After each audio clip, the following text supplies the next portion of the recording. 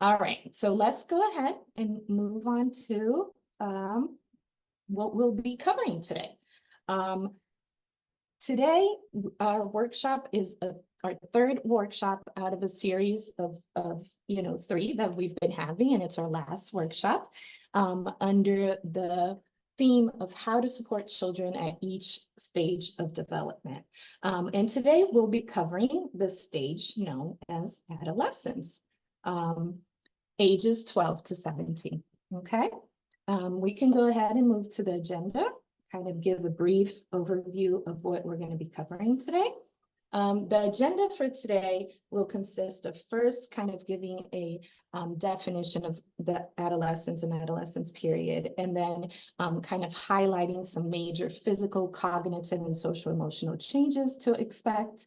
We will then move to covering some typical challenges that we see in adolescence, and talk a little bit about those. And then we'll close out our presentation with some supportive parenting strategies, which I believe this is probably why many of you are here today.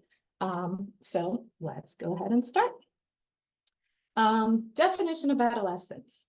Adolescence is a transitional period, a transitional stage of development that occurs between childhood and adulthood, right? It's generally defined as the period of life between the ages of 12 and 17. That covers more of those middle schoolers and high schoolers, right? Although this can really vary depending on culture, social, and legal definitions. We're also seeing that more and more major physical, cognitive, and social changes are occurring early in life. So we have those pre-teens, those 10, 11-year-olds that are already displaying some of these major changes that are typically seen during adolescence, right? This period is very important, and it's dreaded by a lot of caregivers, right? But it's in particular one of my favorite periods of development. And a common stereotype of adolescence is that of like that rebellious, that teen continually at odds with mom and dad, right? And although this can be true, and it's the case for a lot of teenagers, right? It is a time of a lot of emotional ups and downs. This stereotype typically is not representative of all teens or most teens, right? They can all also be very energetic, thoughtful, idealistic, and they have this kind of deep interest for what's fair and what's right. So, the primary reason why adolescence years is seen by caregivers and, and it's felt as a period of conflict between parents and teens is because parents and teens show up to this period with very opposite agendas, right? While parents are mostly concerned with maintaining safety, making sure that their child, now a teen, is always safe and is making the right decisions. Teenagers, on the other hand, show up to this period, with this urge and this need and this concern for independence. And they really want to create as much distance as they can from the caregivers. So no wonder that this period in life becomes, a tug of war, really. So what I want to challenge everyone here today is, what would happen if us as parents or caregivers, right, unite with our teens in this primary need that they have for individuation. So instead of showing up to this stage of life already trying to, protect and control as much as possible, what if we unite with them in this stage, right? And so the shift in mentality would be like, how much changing from how much control can I still have over my teenager and make sure that he or she does all the right things, to how can I progressively and in a planned way, not saying just kind of like allow them to do whatever, right? But in a planned way, begin to grant my teenager more and more freedom as they get older so that they can reach autonomy and be ready to face the world, right? It's a different mentality. It's a shift in mentality. And this is important because knowing how to meet your teenager's need for this individuation will really be key for effective parenting. And we'll talk more about this when we get to the supportive strategies. Okay. So let's go ahead and give you an overview of physical, cognitive, and social emotional changes to expect. We will begin with physical changes.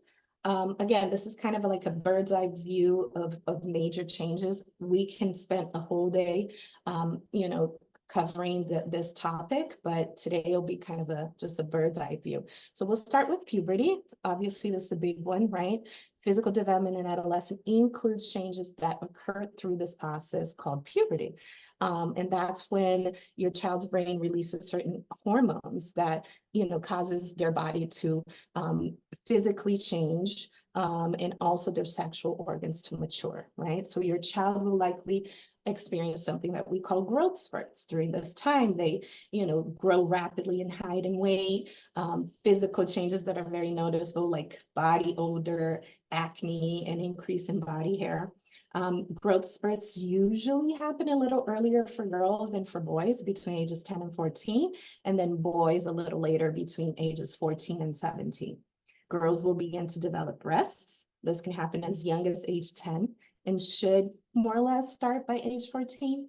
They'll also experience their first period, menstruation, usually about 2 years after, breasts and pubic hair are first noticeable.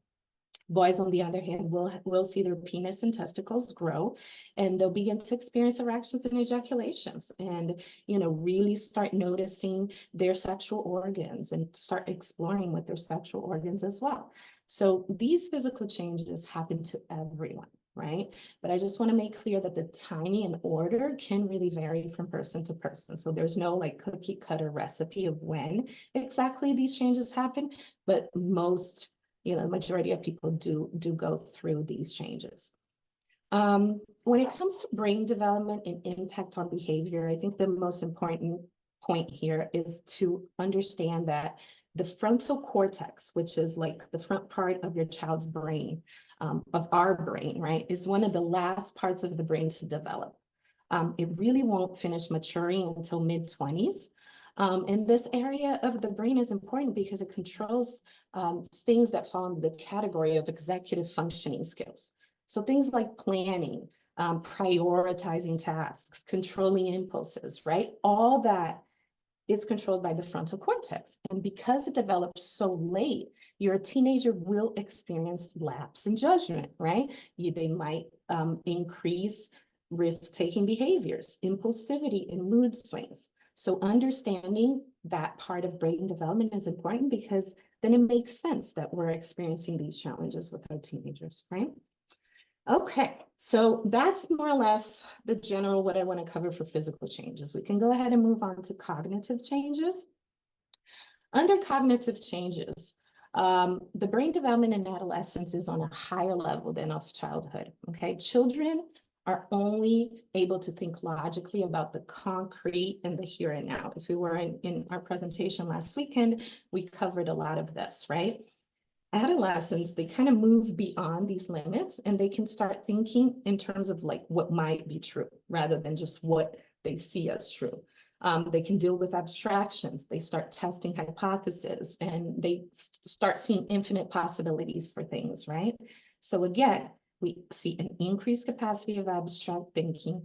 Their decision-making skills become a little better. They're not fabulous. They're not great. I still see adults that can't make great decisions, but adolescents do become better at considering multiple factors when making decisions and thinking about several solutions for their problems, right? They're also able to think about long-term consequences for things, whereas in childhood, kids aren't really able to engage in that type of processing. The third point I want to make under cognitive changes is the relationship that it has with the identity development, right? Cognitive development is closely tied to the development of identity during adolescence. As teens explore their interests, their thinking becomes more complex, and they start developing their own opinions and beliefs about everything around them. So they might start thinking about, the world in a deeper way, in a more abstract way. And this helps, shape how your child sees the world and how they want to interact with it. And they will begin to develop values that most likely they'll carry for the for the rest of their life. So the development of identity is crucial. It's a major change that we see during this developmental period. Okay, so now for social and emotional changes. This is also, very important, critical topic because a teenager's primary emotional need, if you can't remember anything that I've said during this workshop, I just want you to remember this part, right? A teenager's primary emotional need during adolescence is a process known as individuation. And individuation is an adolescent's quest. It's a search to find the answer to one essential question, which is, when will I be an adult? When will you, mom and dad, caregiver, start treating me and see me as an adult, right? That's a need that they have. They are constantly in this search, whether consciously or unconsciously, every day of their teen years. So because of this, and because of the search of independence, we see things like they start to turn to you less when they have a challenge. They spend less time with you and more time with their friends. They test your limits and your boundaries. They become more argumentative and they try to assert themselves in their own opinions, right? They disagree with your beliefs and your values.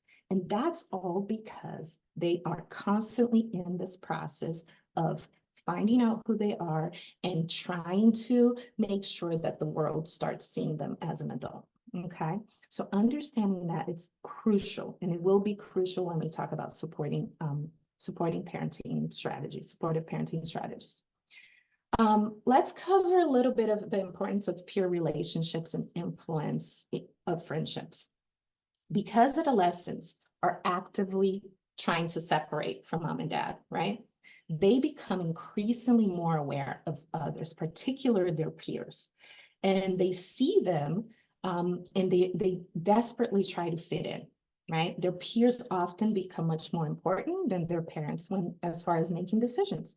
So kids often start trying on different looks and exploring with their identities, right? In this need to try to fit in. And so peer relationships takes over and definitely becomes a priority for them, okay? That's definitely a social change that we see during this period. We will talk more about peer influence a little later.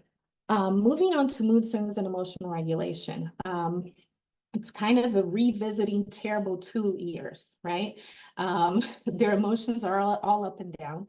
And when we go back to the physical changes, it's that brain development and those hormones that are being released. So their feelings are all over the place. Their highs may seem higher and their lows may seem lower, right? The way they react one day can be very different from the way that they react the next day. You don't even know like who really is your child anymore, right?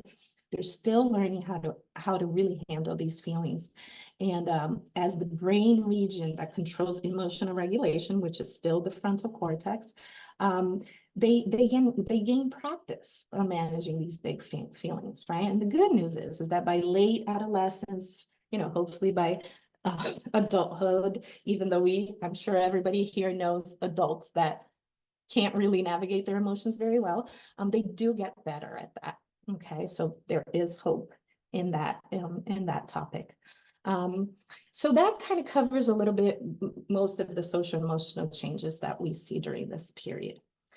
Let's go ahead and move on to challenges in adolescence. And I think these are obviously closely related to some of these normal changes that we just discussed.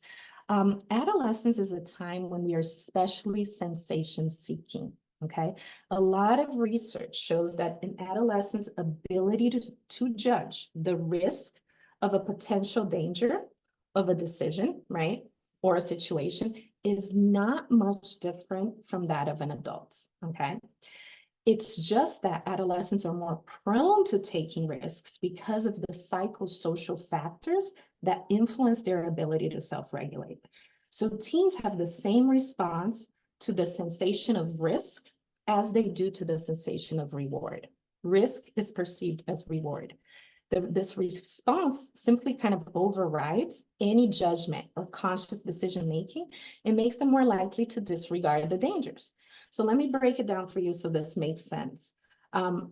If a teenager perceives, for example, that risky driving really fast, right, in front of their friends is more attractive, or trying a new drug will make them look cool, or engaging in unprotected sex will make their new partner believe that they're faithful, right? These images are important to their personal identity within the peer group. They're being accepted by the group. So they may decide to engage in these behaviors despite the awareness of the risks, okay? So taking the risks is rewarding because of the social approval, right? And that's why they're more prone to taking these risky behaviors. So that's a very important point to remember. Mental health issues. This is a huge topic as well.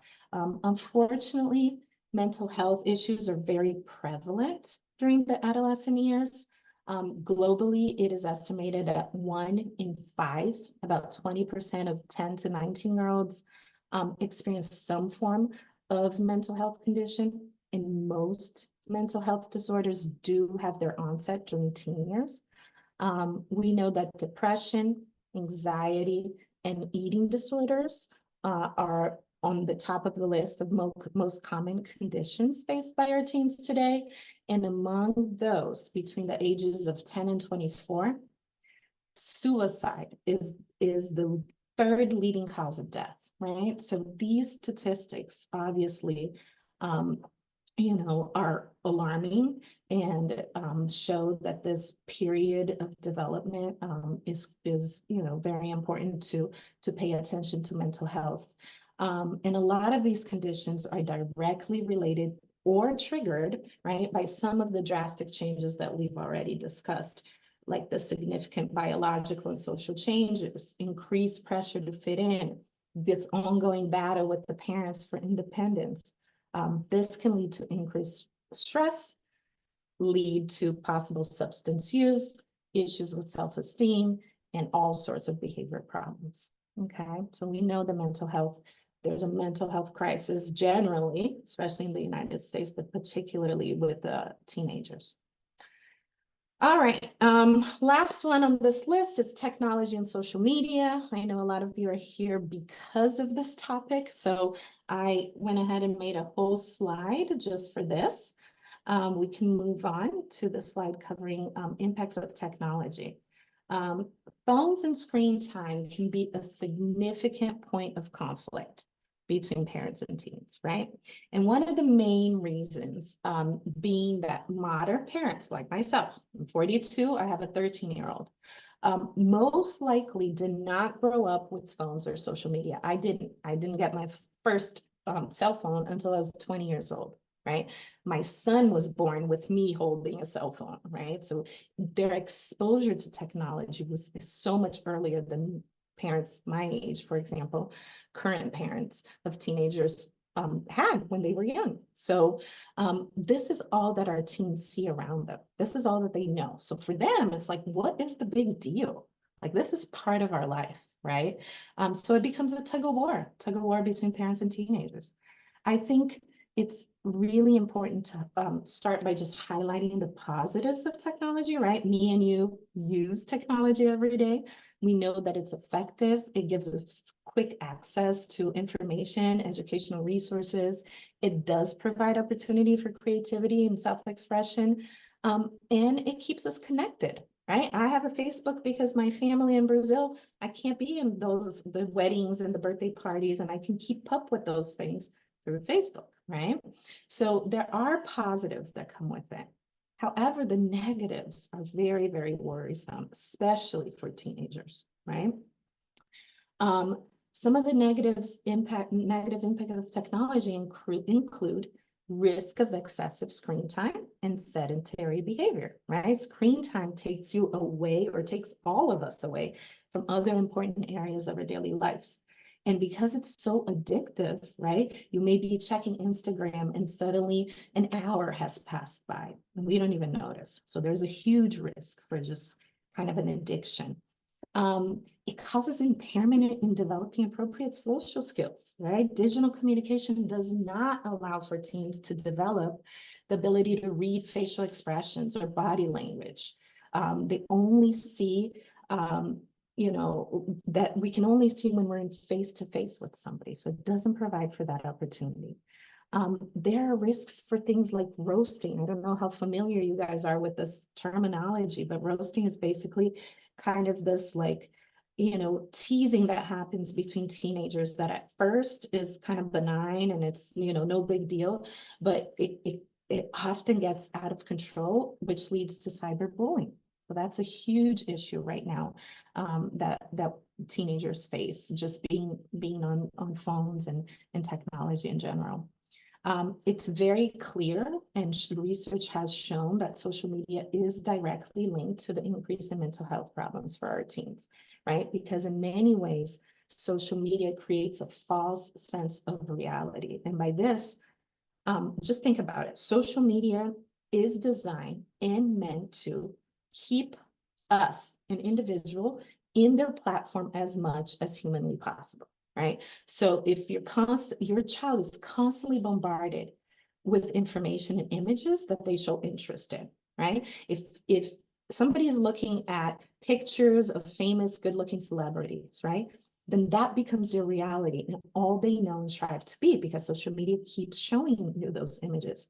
So adolescents start comparing themselves to others that they see online, right? And this can easily lead to low self-esteem, depression, and anxiety. So those are kind of like the major risks that we see with technology. So then the question is, how do I as a parent manage and navigate, the digital well-being of my child? I think first and foremost, I think we as caregivers have to really step back and be mindful and become more aware of how we are handling our phones and our laptops and our iPads. Do we always have our phone on our hands, right? Do we take our phones when we go to the bathroom? When we're watching a movie, how many times do you check your phone? Right? We are modeling, they are looking at us. And if we are asking them to not be on their phones all the time, then we shouldn't be on our phones either, right? It may be worth setting family rules around technology. So for example, like at dinner, everybody puts their phone away. That includes mom and dad, grandpa, grandfather, whoever, right? Or everyone in the house puts their phone outside of their room by 10 p.m. Right? It's easier for teenagers to accept a rule around technology when it kind of impacts everybody in the family, okay? Overall screen time, there's really no magical number that I can give you that is right for everyone. Depending on your family dynamics and your team schedule, right, this really may vary. I think the most important thing here is to watch for how much is screen time really interfering with your child's ability to engage in other important parts of their lives. If they're not, involved with any sports, doing any music, doing any other activity, but just being on the video games or on the phone, you'll have a problem. And you do need to create problems around that, okay? In terms of social media, I personally believe there's nothing great that comes for teenagers at all, especially early adolescence, that can come from social media. I understand video games, phones, text messages, and all that, but social media, really there isn't, right? So if your teenager hasn't really shown interest, or it's not their thing, then just try to hold off as much as you can, honestly. But if it's already a thing, your teenager's coming home, all my friends have it, it's going to become a battle between you and your teen. The best approach is not to just, say, no, you can't have social media. They will go on their friend's phone and open up their secret social media account. That's just what's going to happen. I think the best approach here, it really involves discussing with them, right, what they will have to handle and all the different problems that can come with social media. That's the best approach. That means you're covering addiction. That means you are talking about bullying and roasting and inappropriate images that they might see, and really helping your teen explore, if I encounter these things, how am I going to handle it? Right? You have more influence with your teen if you communicate openly with them about these things than to just create rules that you can't because you can't. All right, because they're not going to conform to that. Again, I can spend a whole day workshop talking about impacts of technology, but I think this covers in general some important points, and I can certainly answer your questions if you have any on the chat or after the training is over. Okay. So let's go ahead and move on to supportive parenting. But first, I want to just share this very powerful quote that was written in a book by Dr. Ken Wilgis, who's a teenager psychologist. He specializes in the treatment of teens, and he's based out of Texas. And he wrote a very powerful book. And in his book, he says, being the parent of a teenager means investing yourself in working your way out of the job. Okay. It is a process that can either beat you down or take you to a higher level as an individual.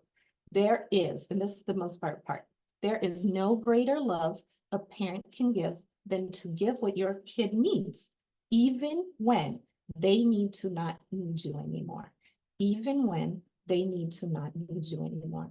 Okay. And what I think Dr. Ken means here is that we kind of owe to our children, who are now teenagers, right?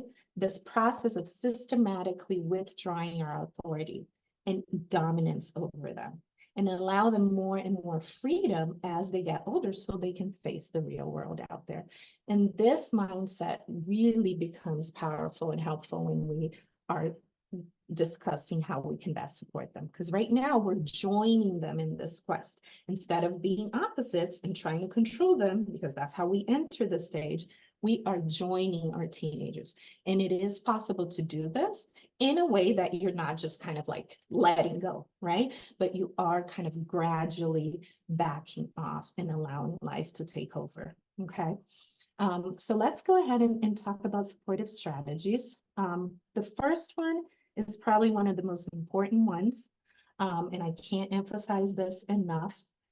It's very important to invest on improving lines of communication with your teenager, okay? Effective communication with teens is more important than your ability to control them.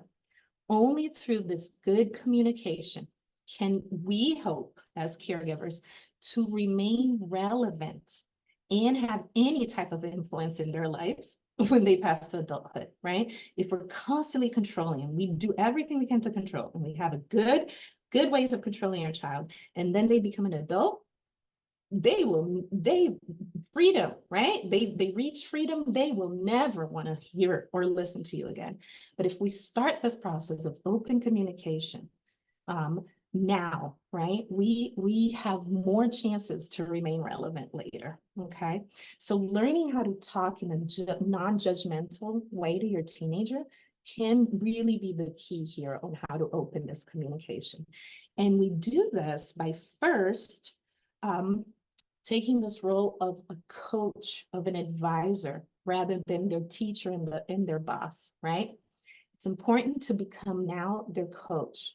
They will only truly learn a lesson if the real world is their teacher now, okay? Whereas in childhood, you were constantly their boss, their teacher, right?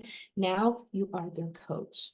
And there are specific strategies that you can utilize to kind of take on this role. The first one is advice giving, okay, versus lecturing.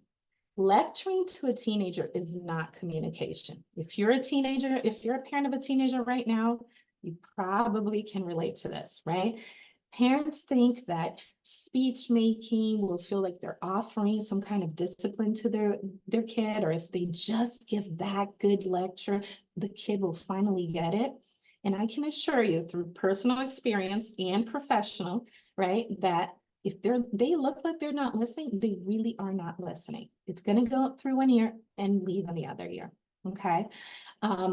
So the way that you change from lecturing to advice giving would be an example like this. Let's say your teenage daughter, right, has a friend called Lucy who has been canceling all the plans, who has been spreading rumors, and you've noticed that this is not a good friendship. Your teenager's definitely, frustrated and going through it. And so a lecturing parent would approach this by saying, why do you continue being friends with Lucy? She keeps canceling on you. She's spreading rumors about you.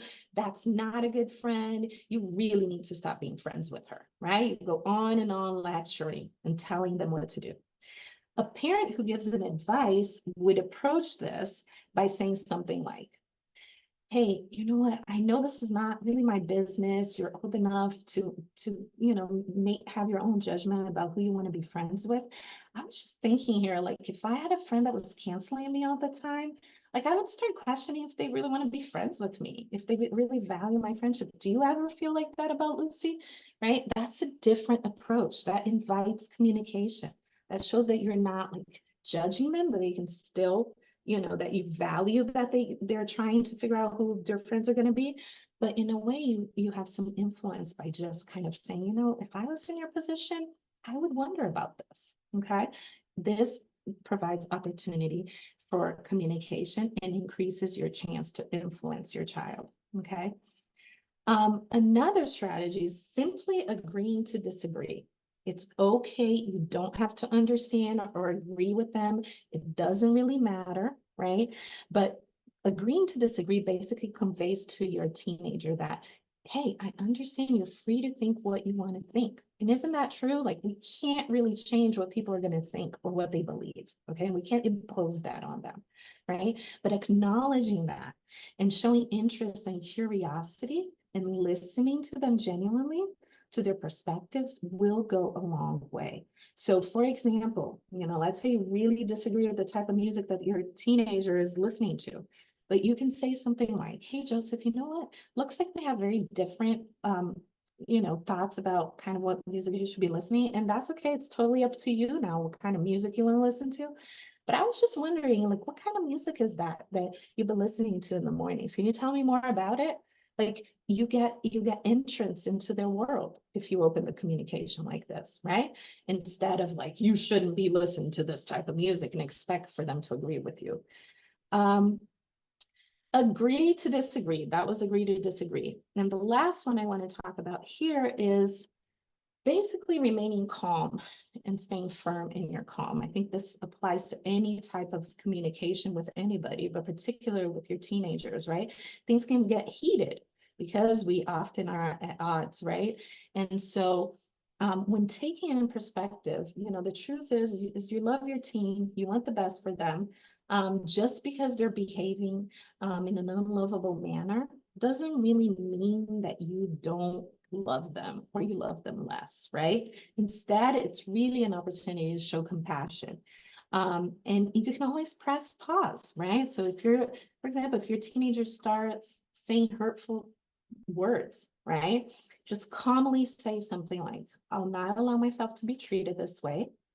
Therefore, I'm going away. When you're calm, I'll be available to talk, and walk away, right? It's easier said than done. I know this personally. It's easier said than done, but it's important to keep this in mind. We cannot lose it just because they've lost it, okay? All right, let's go to our next set of supportive parenting strategies. This is also a big one. Pick your battles. I'm sure you've heard this before. Let them know what freedoms you are giving over. The first step in that systematic transfer of authority, right? It's to clearly think about what areas in your teenager's life you can let go of. And there are areas that you should let go of, right?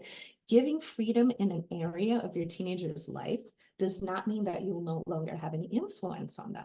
It actually does the opposite effect. With freedom comes responsibility. With freedom opens up lines of communication so you can have influence on them, right? Giving over freedoms opens up many more possibilities to communicate with them. Okay. So for example, if your teenager wants to dye their hair, paint their fingernails black, wear funky clothes, I would encourage you to really think twice before objecting to these things. It's a lot better to let them do something relatively harmless, temporary, right? And allow them freedom in these areas and save your objections for like bigger, more serious things like tobacco and drugs and alcohol and, not respecting curfew or things like that, right? Remember that freedoms are not privilege. Like a privilege is like, oh, I'm going to be nice to you. I'm going to let you listen to whatever music, to this horrible music here. A freedom says it's no longer up to me as your parent to decide what music you listen to, right? For an early adolescence, mid-adolescence, you should be granting those freedoms so that they can feel that more and more you are allowing them to have some judgment over some of their decisions, okay? So that's a huge one. The next one is set realistic expectations and clear consequences for rules broken, right? Teens might act really unhappy about the expectations that their parents place on them, but still they usually understand that they need to know that their parents care enough about them to expect certain non-negotiables, right? And some house rules. As a parent of a teenager, you need to act more like a judge rather than a policeman, right? When they were children, we were in the front lines. We were making sure that the path was clear. We were over there nagging and, guiding them really in the front lines. Now you take a step back and you become a judge. You have clear rules. And if the rules are broken, you will give a sentence, right? A consequence will come. Instead of engaging in all of this nagging and controlling, you just be very clear about the top rules and if they're broken, what the consequences will be. All right. The important thing to remember here is that you own everything that they have. Your teenagers are young adults, but they're very poor young adults, right? They don't own anything, which means you own everything that they have. So use that as your leverage, okay?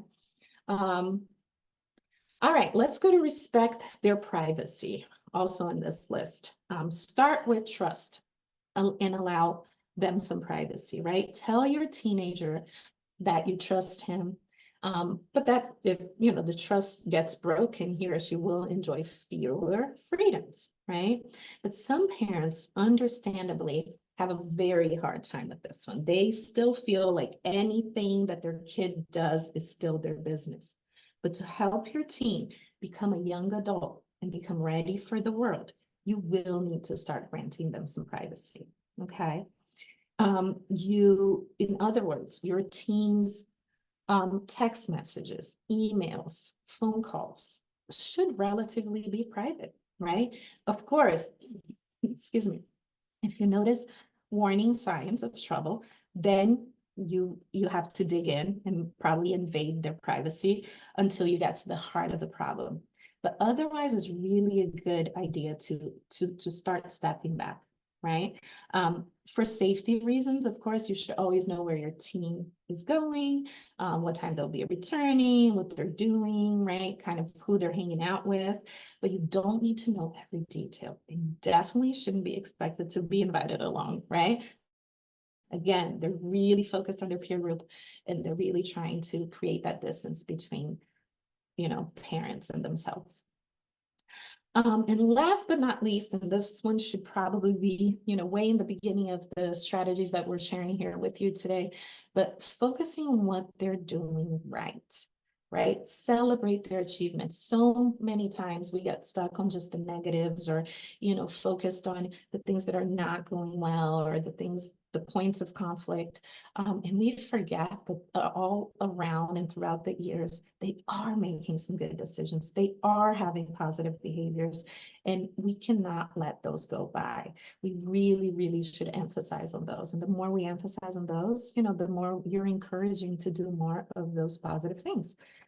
So really celebrating achievements and focusing on the good is a huge, huge strategy that we often forget to do as parents. Okay.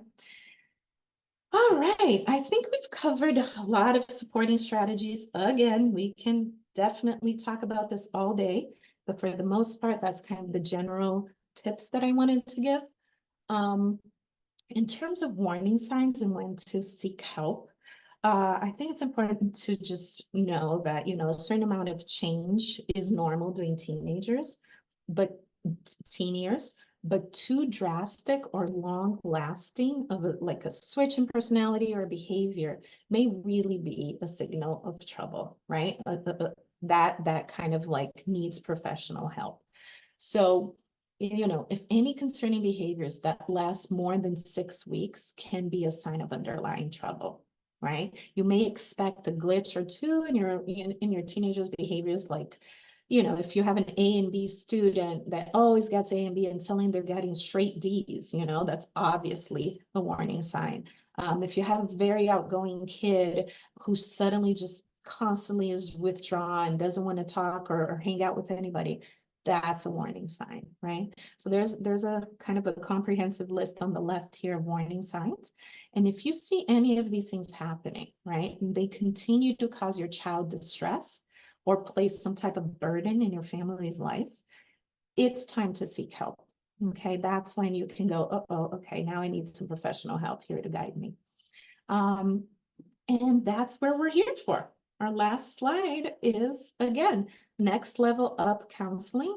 We are a private practice currently offering telehealth services to children, adolescents, and families navigating all kinds of developmental issues from childhood to adulthood, and behavior problems, anxiety disorders.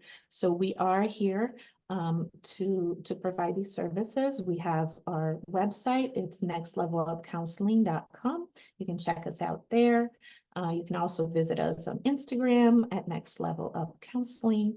And we're super happy for this opportunity to provide you with this workshop.